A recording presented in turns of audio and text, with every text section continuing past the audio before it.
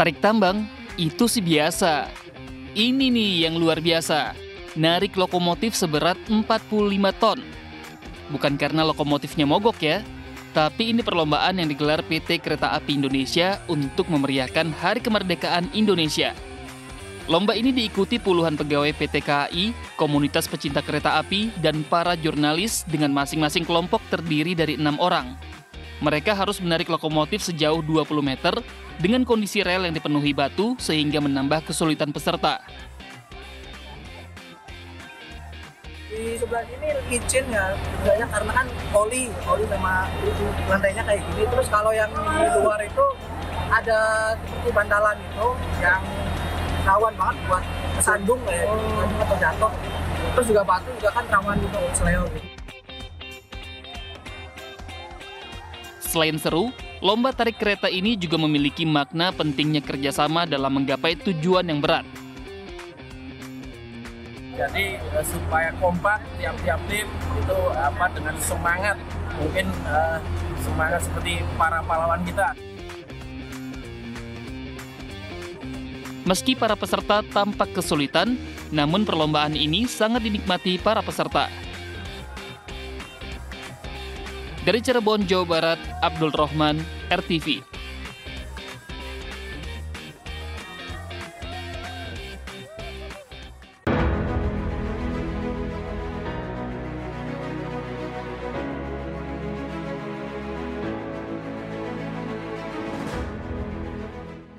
Pengibaran bendera merah putih di bawah laut dilakukan pasukan gabungan TNI AL Lanal Banten bersama Basarnas, Kopassus, serta para atlet selam PON 2024 di dasar perairan Pulau Sangiang, Kabupaten Serang, Banten.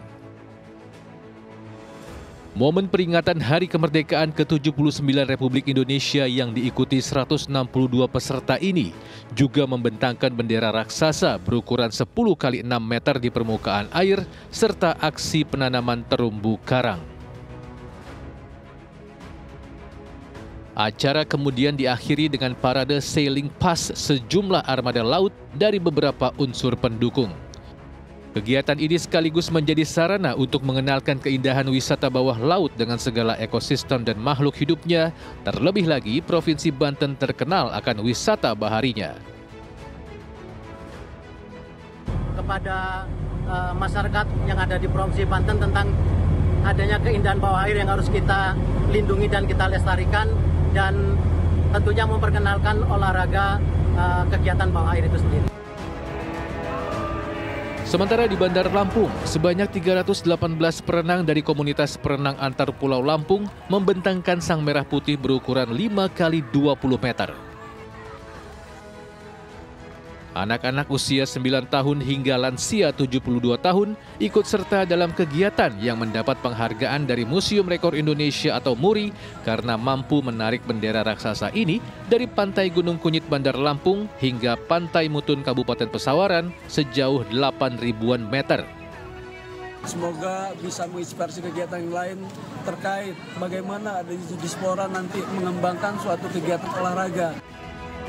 Selain Bandar Lampung, para peserta aksi berenang merdeka ini juga datang dari berbagai kota lain seperti Jakarta, Palembang, dan Semarang. Dari Serang, Banten, dan Lampung, RTV.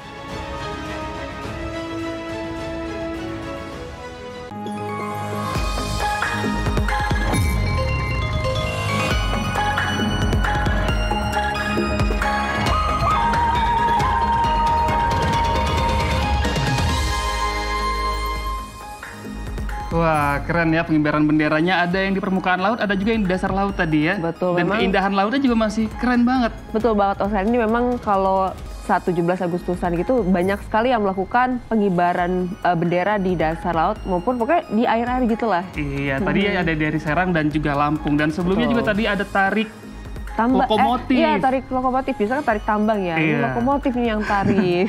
Mungkin kawan-kawan mungkin bisa orang yang ditarik ya, Oscar ya. Tentunya ini sejumlah informasi sudah kami siapkan ya dalam Lensa Indonesia Pagi. Langsung saja kita buka. Ini Lensa Indonesia Pagi bersama saya Oscar Haris. Dan saya Felicia Bu. Ini dia Lensa Indonesia Pagi selengkapnya untuk kamu, sahabat RTV.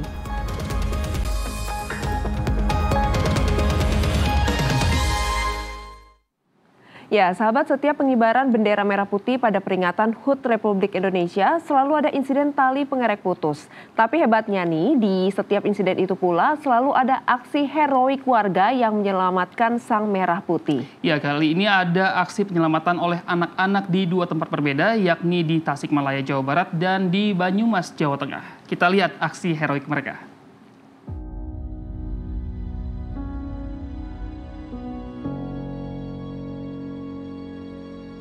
Detik-detik heroik Reza Kusuma Nugraha menyelamatkan upacara HUT ke-79 RI di Desa Lewi Dulang, Sodong Hilir, Kabupaten Tasikmalaya, Jawa Barat, sempat direkam peserta upacara. Tanpa komando, pelajar kelas 11 Madrasah Aliyah Al-Rahman itu tiba-tiba menaiki tiang bendera setelah melihat tali pengereknya putus. Selang beberapa saat, Reza berhasil meraih tali tersebut hingga bendera akhirnya bisa dikibarkan. Videonya pun viral hingga ke aparatur setempat yang kemudian memutuskan untuk memberikan apresiasi kepada Reza berupa piagam, peralatan sekolah, hingga uang saku. Saya langsung refleks dan izin kepada pelatih untuk naik. Setelah itu saya berlari ke tiang dan lagi tanpa berpikir untuk berpikir buat apa jatuh kejadian apa-apa. Yang penting upacara lancar sampai dari awal sampai akhir. Nah, peristiwa viral serupa juga terjadi di lapangan Desa Banjarsari, Kecamatan Aji Barang, Kabupaten Banyumas, Jawa Tengah loh sahabat. Kali ini seorang bocah putus sekolah bernama Muhammad Ali Faizal tanpa rasa takut dengan cekatan memasang kembali tali bendera yang copot di pucuk tiang setinggi 10 meter. Niatan bocah yang datang dari keluarga sederhana ini tidak muluk-muluk. Ia hanya senang saat pengibaran sang merah putih berjalan sempurna. Dibenerin. Oh, dibenerin. Kamu nggak takut naik tingginya sebegitu? Enggak. Nggak takut? Enggak. Terus gimana perasaannya ketika sudah diikat lagi benderanya? Senang. Senang. Kamu kepengen sekolah lagi nggak? Pengen. Pengen ya. Ali sendiri diketahui hanya sempat mengenyam bangku kelas 1 Madrasah Sanawiyah dan terpaksa tak lanjut ke kelas 2 lantaran orang tuanya kesulitan memenuhi biaya hidup harian. Ekonomi saya itu waktu itu sedang melemah. Jadi nggak ada yang nyuruh saya kerja apalah ya, yang penting bisa biayai anak gitu. Itu waktu itu lagi nggak ada. Namun nasib baik masih menghampiri bocah 14 tahun ini. Ia mendapat bantuan peralatan sekolah mulai dari tas, alat tulis hingga sepatu agar kembali bersemangat untuk kembali ke sekolah. Dari Tasikmalaya, Jawa Barat dan Banyumas, Jawa Tengah, RTV. Informasi dari Brebes, Jawa Tengah cukup memilukan sahabat. Keceriaan merayakan Hari Kemerdekaan akhirnya menjadi duka mendalam. Insiden memilukan terjadi saat sejumlah orang yang ikut lomba panjat pinang. Ya, ini seorang warga desa meninggal dunia karena terjatuh dan tertimpa rekan-rekan satu timnya dari pinang yang licin.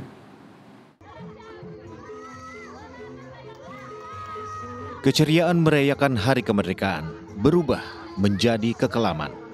Karena dalam video amatir milik warga ini menunjukkan bagaimana seorang peserta panjat pinang tak sadarkan diri setelah tertimpa rekan-rekan sekelompok panjat pinangnya. Kejadian naas ini terjadi pada 16 Agustus lalu di Duku Cikuning, Desa Terlaya, Kecamatan Bantar Kawung, Kabupaten Brebes, Jawa Tengah. Karena tak sadarkan diri, korban bernama Mulyono, 43 tahun itu langsung dibawa ke rumah sakit. Dan keceriaan itu pun sirna dan berubah menjadi tangis duka. Mulyono yang sempat mendapat pertolongan medis di rumah sakit setempat selama 1 malam, akhirnya menghembuskan nafas terakhir. Hasil penyelidikan kepolisian setempat, korban meninggal diduga karena secara vital saat tertimpa rekan-rekannya. Jatuh dari ketinggian kurang lebih 1,5 meter. Ketika korban jatuh, beruntun tertimpa oleh rekan-rekannya di atasnya. Atas insiden memilukan tersebut, pihak keluarga korban mengaku ikhlas karena kejadian yang menimpa Mulyono adalah sebuah musibah. Pihak keluarga juga telah membuat surat pernyataan untuk tidak menuntut pihak manapun. Jenazah Mulyono pun sudah dimakamkan keluarga di pemakaman umum desa setempat pada Sabtu lalu. Dari Brebes, Jawa Tengah, Ridwan Pamungkas, RTV.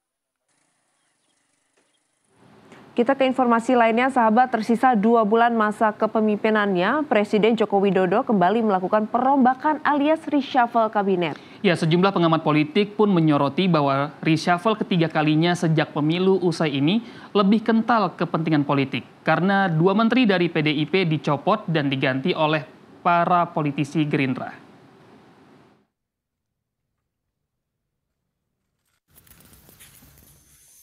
Lagi-lagi Presiden Joko Widodo melakukan perombakan para pembantunya di Kabinet Indonesia Maju.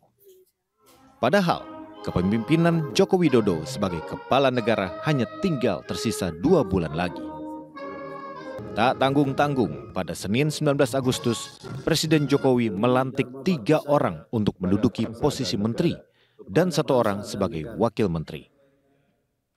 3 orang tersebut bukanlah wajah baru di dunia pemerintahan dan merupakan orang-orang kepercayaan Presiden terpilih Prabowo Subianto. Mereka adalah Roslan Ruslani yang dilantik menjadi Menteri Investasi Kepala BKPM menggantikan Bahlil Lahadalia. Roslan pernah menjadi Wakil Menteri BUMN pada Juli hingga September 2023 lalu dan pada pemilu 2024 Roslan merupakan Ketua Tim Kampanye Nasional Prabowo Gibran.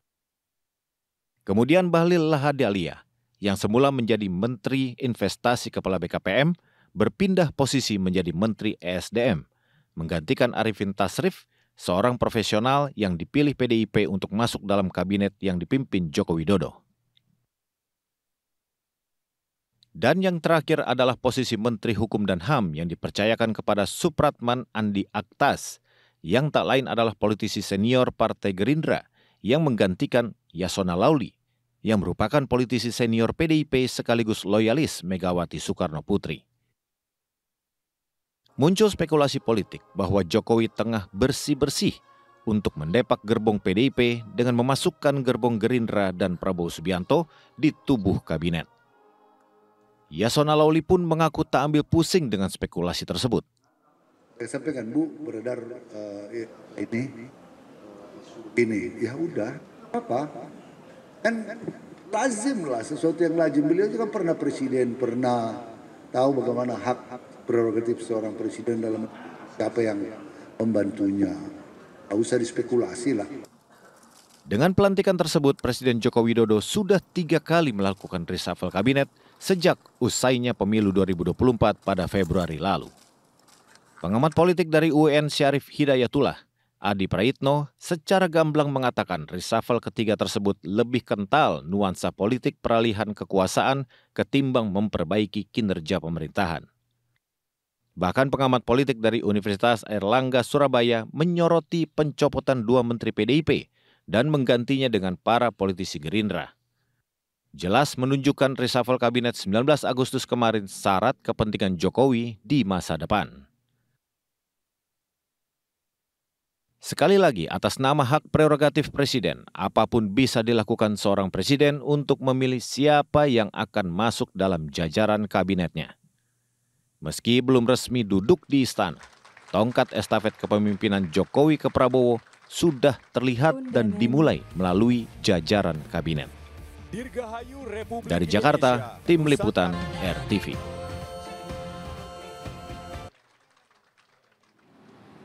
12 partai dalam Koalisi Indonesia Maju Plus atau KIM Plus resmi mendeklarasikan dukungannya kepada pasangan Ridwan Kamil Suswono sebagai bakal calon gubernur dan wakil gubernur DKI Jakarta. Ya, ini mungkinkah PDI Perjuangan mengusung Anies yang ditinggal sendiri tanpa mitra koalisi?